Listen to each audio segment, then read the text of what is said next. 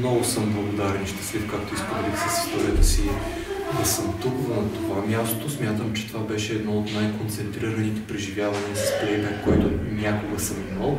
Аз съм, лично за себе си, това е най-голямото фенско изживяване, което имам в зрелия си живот, е плейбек театъра. То започна с вас и днес това има своята кулминация.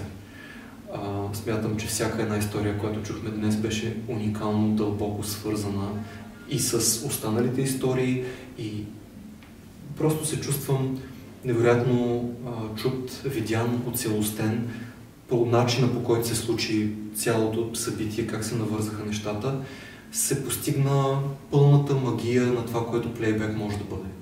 Аз бях за пръв път на такъв тип театър и съм изключително впечатлена.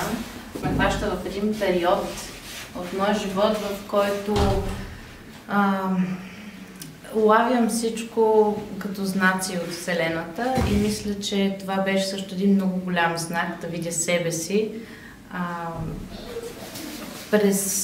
пресъздадено през другите хора, да се видя отстрани, и беше изключително полезно и бих дошла с удоволствие отново. Аз бих добавил също за първи път присъствам на такъв тип представление, дори не бях чувал, че има. Но това ми хареса, което ти каза за отстранението, да се погледнеш отстрани, така как звучи. Много е трудно. Да, защото разказана една история, някак си не вникваш, но когато се изиграе, виждаш другите как го приемат, което е важно. По начина, по който я разказваш ти, собствената ти история, виждаш какво всъщност виждат хората, чуват хората отстрани, което може би ти самия не го чуваш от себе си. Честно казано, самите истории бяха интересни, не бяха стандартни. Аз бях изненадан от всяка една от историите. Аз бях изненадана, че всъщност наистина всеки един човек има толкова уникална история, а ние всичко еднаквяваме в ежедневието си. Мислим, че хората отсреща нямат, те са си окей, само на нас нещо не тежи, всъщност има толкова уникални истории. Аз не мога да повярвам, едни случайни хора събрани тук. И изведнъж се оказва, че всеки един има някаква странна история, която не е стандартна. Искам да ви кажа, че това е част от магията на плейбек, за което казах по-рано, че всъщност откликва сърцето на човек в правилния момент. Това, което Роси каза по-рано, че няма, или някой друг каза, че няма неправилен момент, че ти го каза, че всеки момент се разгръща и се превръща в правилния момент, когато сме готови, когато се осмелим. И това помогна всъщност да се превърне момента в, как да кажа, един момент, в който аз не загубих себе си, нито за секунда сякаш не загубих връзката с това, което се случваше в стаята.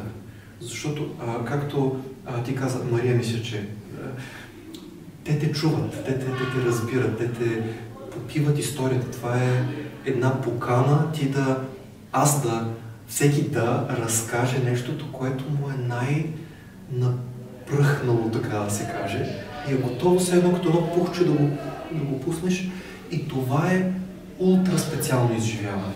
Каквото и да е живо в теб, то ще бъде отразено.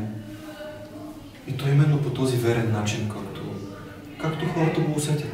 Защото именно през това, което е живо в тях, през начина, по който ти ще отекнеш в тях, те ще ти го върнат.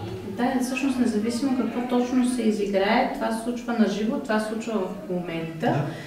И те улавят енергията, те няма как да знаят всяка една подробност от нашите истории, така че да пресъздадат, нали, буквално, и ти да се видиш абсолютно буквално, обаче може да усетиш енергията, която може да ти нещо да ти откликне. Аз ще прекъсна, понеже ти все пак беше от хората, които участваха с някаква история. Как ще си тръгнеш от тук? Има ли нещо, което разбра за себе си? Определено си взех нещо, видях отстрани, може би аспекти, които аз не виждах в моята история, и определено ще продължа да мисля и мисля, че ще намеря, може би, ако не всичките отговори, то поне насока и някаква част от отговорите. Като другата останалата част ще продължа да търся в следващите си преживявания. Казах, че ще дойда пак.